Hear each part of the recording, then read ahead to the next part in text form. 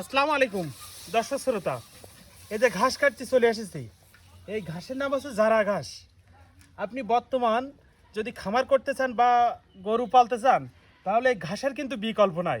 কারণ এখন বর্তমান দানাদার খাদ্যের যা দাম, সেই হিসাবে আপনাকে অবশ্যই কিন্তু ঘাস না লাগালে কিন্তু লাভবান হতে পারবেন না।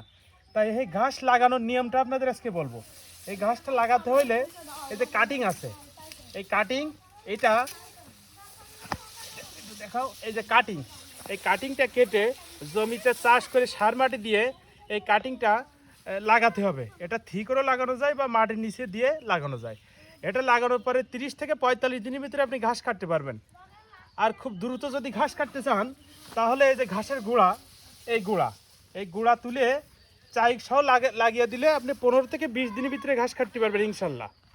তারা যারা নতুন উদ্যোক্তা এবং খামার করতে চান, তারা ঘাসের বিকল্প কিন্তু নাই। তা ভিডিওটি যে যেখান থেকে দেখছেন সবাই একটু লাইক কমেন্ট শেয়ার করবেন। Thank you.